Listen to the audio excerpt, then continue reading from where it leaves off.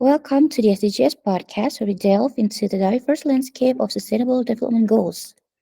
In today's episode, we have the honor to hosting Chenyi Ang, a visionary technopreneur and leader in driving innovation across multiple sectors. Chenyi serves as the founding president of the Chartered Software Development Association and is the founding partner of Geo Ventures Startup Studio.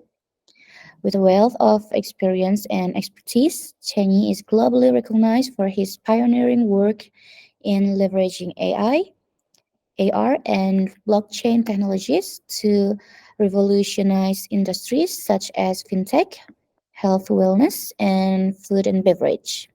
Join us as we delve into his insights on SDG 8 and explore the intersection of technology, innovation, and sustainable economic growth.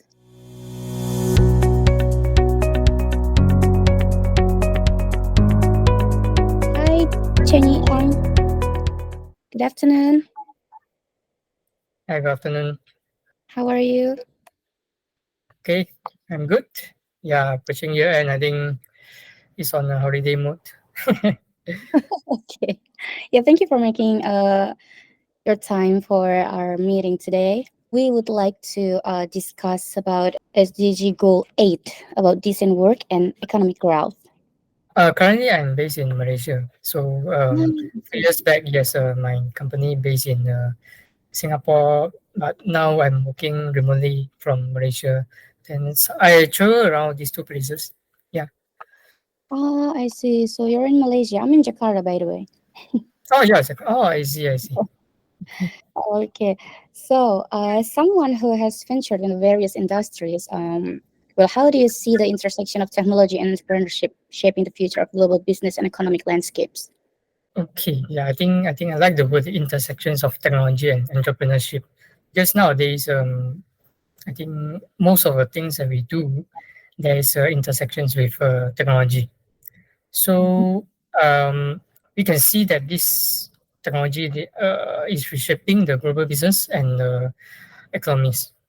So when it comes to these technology applications, so I think the obvious obvious one we can observe is the in terms of innovations. So we can observe that innovations accelerate. So technology empowers many entrepreneurs to innovate faster. You can see a lot of applications from perspective automations.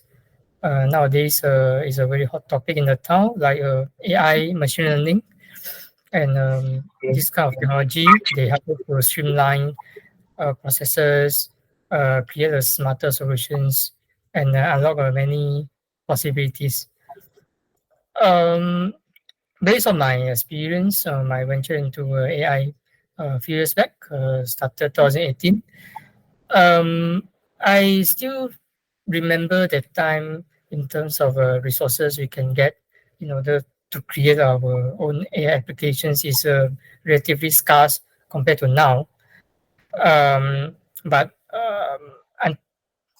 until today, I think the global connectivity has solved these problems or issues.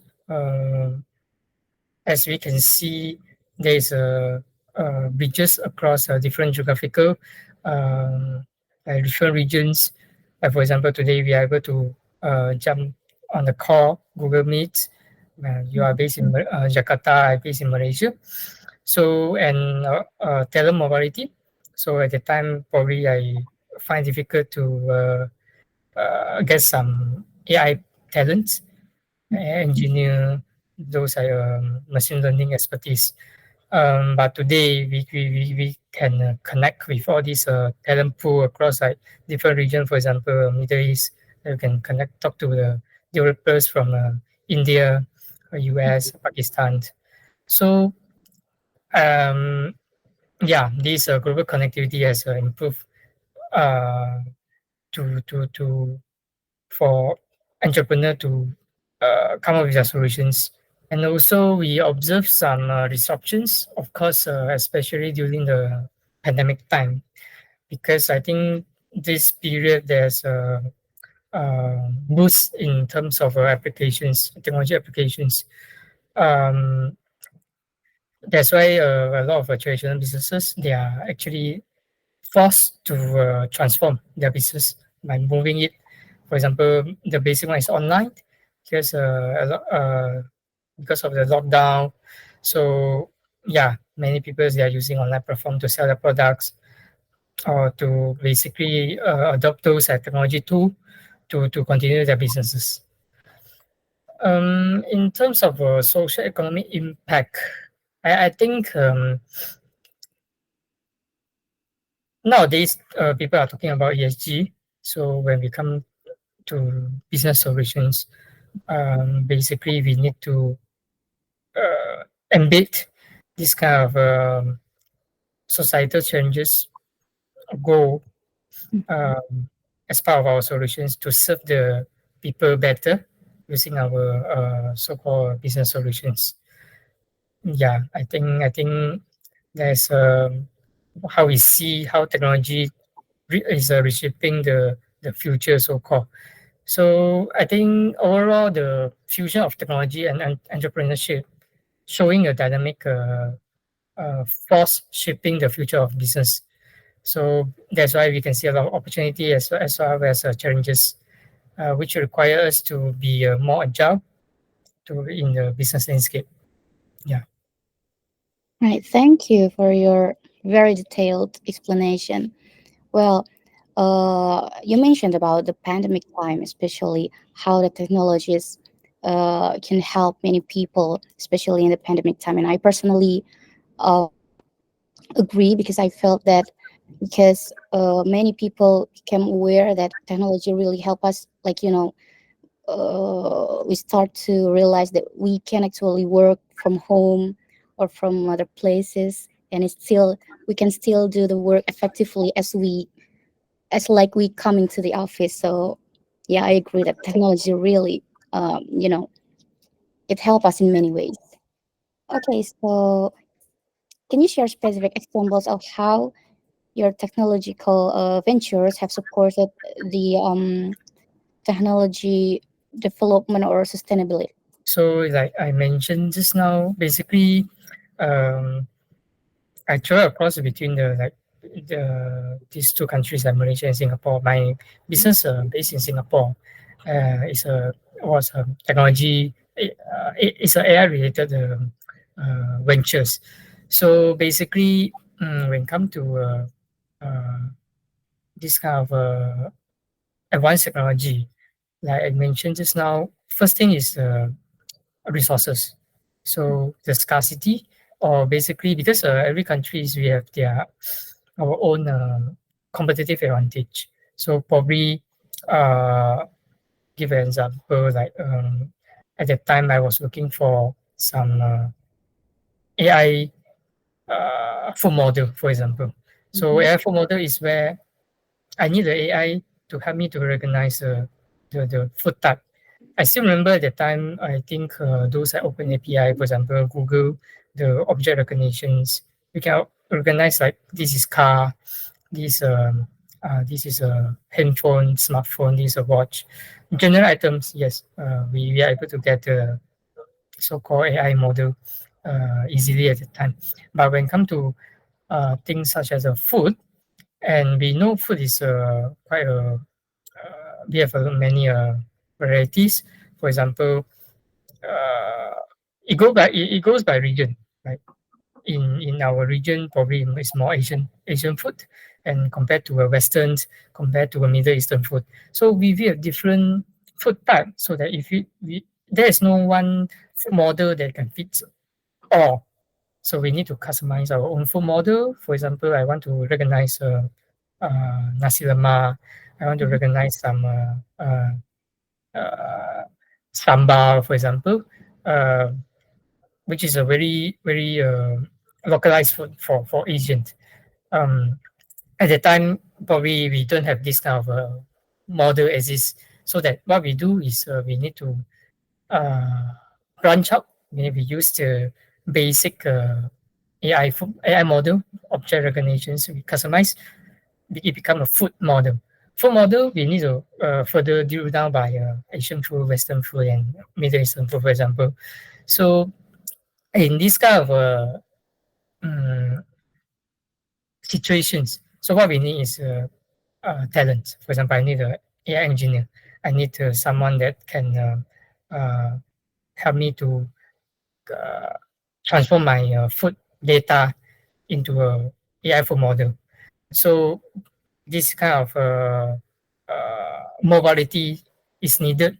So we mobilize the talent pool. I remember my first project, my technology developer, they are from Pakistan. They are Pakistani.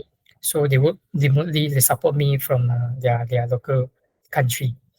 So, and of course, other than the human resources, we also um, involve heavily in the so-called technology transfer. So because we believe a technology development or some inventions or some new development, it shouldn't be wasted. So I think what I involve here, for example, we know that different university, especially the public universities, they actually their focus is on the research, the R&D, their focus on R&D. There are a lot of inventions for their from their PhD students every year, basically, because they are research based. They have a different kind of research output that can support the business very well. So over here in Malaysia, we have our top public university called University of Malaya. So because I graduated from there, so it's my university. So what I observe here, I think it is quite applicable to all the other research university out there as well. So you have a technology, but you need to commercialize it for us, like to carry the value. If not, it will be wasted and probably at the academic level without any a lot of commercialized or real use case out here. Whereby business entrepreneurs out here, we are actually quite aggressively looking for this kind of technology because R&D require a lot of costs. Basically, they require a lot of funding support. So why not we leverage on someone who has developed something, then we some sort of like collaborate. We then we can use it as our use case. Of course, in technical perspective, the technology readiness is not necessarily to be very high readiness. Then we can develop it further, for example. So basically, I work with University of Malaya, to actually help them so-called from the perspective of technology transfer, like to transfer to Singapore or other countries in the regions. So during that time, actually, I worked quite closely with um, different stakeholders from different countries. For example, Philippines, Singapore, and also like Vietnam and Malaysia. These are some efforts we put because we always go beyond the regions, because different countries we have our competitive advantage. So we need to work together to have to extract more value from our efforts and works. Yeah.